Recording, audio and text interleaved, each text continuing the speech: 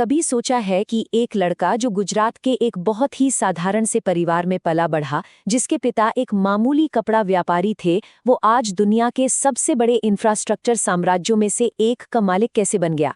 जी हाँ, ये कहानी है गौतम अडानी की, शून्य से शिखर तक पहुंचने की एक ऐसी जबरदस्त दास्तां जो किसी फिल्मी कहानी से कम नहीं है। तो चलिए इस सफर के हर एक अहम मोड़ को करीब से समझते हैं। ये लाइन सिर्फ दो अलग-अलग वक्त की बात नहीं बताती, बल्कि ये उस जिद और उस जुनून की कहानी कहती है जो सपनों को हकीकत में बदल देती है।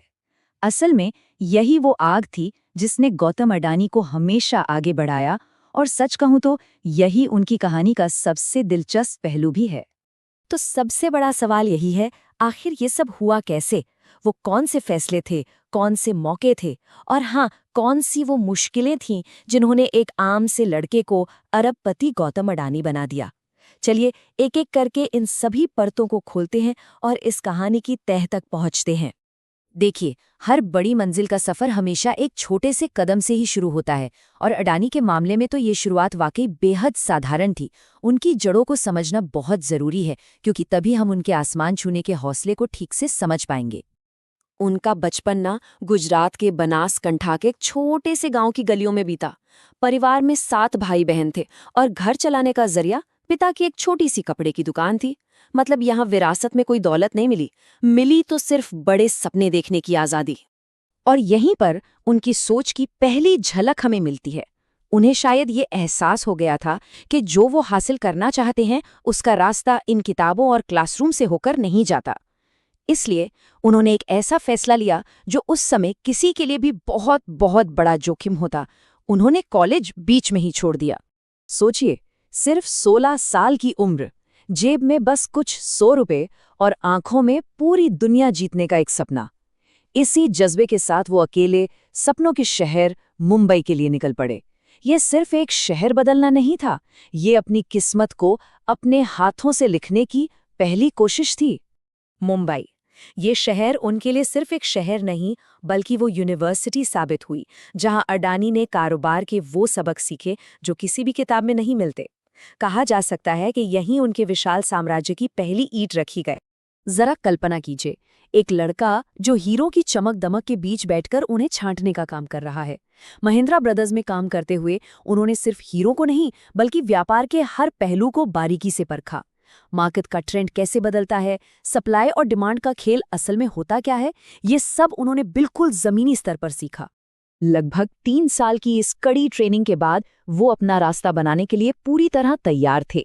उन्होंने अपनी खुद की डायमंड ब्रोकरेज फर्म शुरू कर दी, और जब पहली बार 10,000 रुपए का कमीशन कमाया तो ये सिर्फ पैसा नहीं था, ये इस बात का सबूत था कि वो बिल्कुल सही रास्ते पर हैं। ये उनके आत्मविश्वास की पहली बड़ी जीत थी। आप जानते हैं, हर कामयाब इंसान की कहानी में एक ऐसा मोड़ जरूर आता है जहां किस्मत और तैयारी का संगम होता है।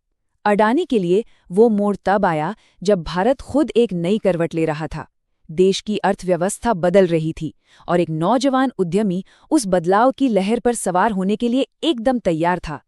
इस टाइमलाइन को जरा ध्यान से देखिए। ये सिर्फ तारीखें नहीं हैं, ये एक पूरी कहानी है कि कैसे अडानी ने सही समय पर सही चाल चली। 1991 में जब भारत ने अपनी अर्थव्यवस्था को दुनिया के लिए खोला, तो प्राइवेट सेक्टर के लिए मौकों की बाढ़ आ गई, और अडानी ने उस अवसर को तुरंत पहचान लिया।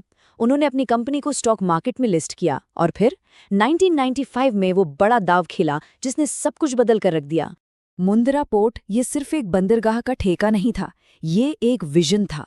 एक बंजर जमीन को भारत के सबसे बड़े और सबसे मॉडर्न प्राइवेट पोर्ट में बदलने का सपना।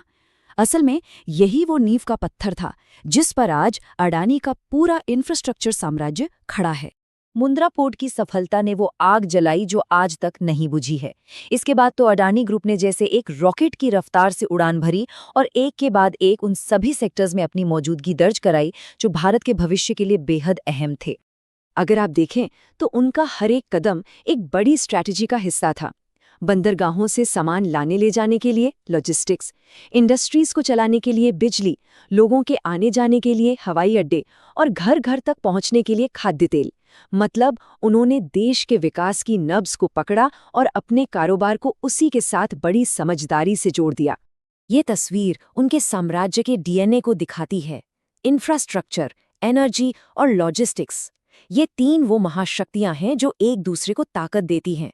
सोचिए, एक पोर्ट बिना बिजली के नहीं चल सकता, और बिजली बनाने के लिए जो कोयला चाहिए उसे लाने के लिए लॉजिस्टिक्स चाहिए।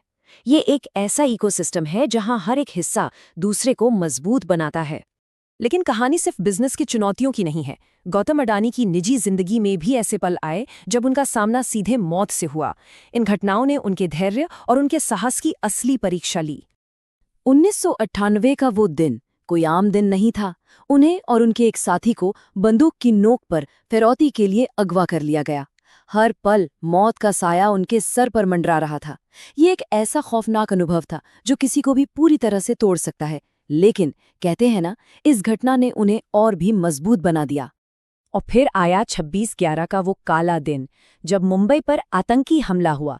गौतम अडानी उस वक्त ताज होटल के अंदर ही मौजूद थे। गोलियों की आवाज के बीच उन्होंने पूरी रात बेसमेंट में छिपे रहकर गुजारी। जब अगली सुबह कमांडो ने उन्हें बाहर निकाला तो उन्होंने कहा, मैंने 15 फुट की दूरी से मौत को देखा है। ये शब्द उस रात के आतंक को बयां करने के लिए काफी हैं। और चुनौतियां सिर्फ निजी जीवन में ही नहीं थीं। हाल ही में हिंडनबर्ग रिसर्च की एक रिपोर्ट ने उनके ग्रुप पर कुछ गंभीर आरोप लगाए, जिसके बाद उनके शेयरों में एक भूचाल सा आ गया और बाजार में उनकी साख पर भी सवाल उठे। ये संकट उनके करियर की सबसे बड़ी व्यावसायिक चुनौतियों में से एक है, जो ये साबित करता है कि शिखर पर बने रहना शिखर पर पहुंचने से भी ज्यादा मुश्किल काम है। तो इन सभी उतार चढ़ावों से, इन सभी अनुभवों से हम सीखते क्या हैं? गौतम अडानी की कहानी के असली सूत्र क्या हैं? चलिए समझते हैं। तो क्या है अडानी का फॉर्मूला? पहला, अवसर की पहचान, जैसे 1991 के आर्थिक सुधारों को समझना। दूसरा, बड़े जोखिम लेने का साहस, जैसे कॉलेज छोड़कर मुंबई आना या मुंद्रा पोर्ट पर सब कुछ दांव पर लगा देना। तीसरा, लॉन्ग टर्म विजन, यानी सिर्फ आज का नहीं बल्कि आने वाले 20-30 सालों का सोचना। और चौथा और सबसे अहम, अटूट दृढ़ता, चाहे किडनैपिंग हो या आतंकी हमला, कभी हार न मानना। यही 4 स्तंभ उनकी सफलता की कहानी लिखते हैं। लेकिन ये कहानी सिर्फ कारोबार तक ही सीमित नहीं है। अपने 60वें जन्मदिन पर उन्होंने अपनी संपत्ति का एक बहुत बड़ा हिस्सा, यानी 60,000 करोड़ रुपए, सामाजिक कार्यों के लिए दान करने का संकल्प लिया। ये कदम उनकी विरासत को एक नया आयाम देता है, जो बिजनेस से परे जाकर समाज पर भी अपनी एक छाप छोड़ना चाहती है। तो आखिर में सवाल यही रह जाता है, क्या महानता मौकों को लपक लेने में है या मुश्किलों से लड़कर बाहर निकलने में? गौतम अडानी की कहानी हमें सिखाती है कि शायद असली महानता इन दोनों के संगम में ही है। तूफानों में टिके रहना और जब मौसम साफ हो तो सबसे ऊंची उड़ान भरना।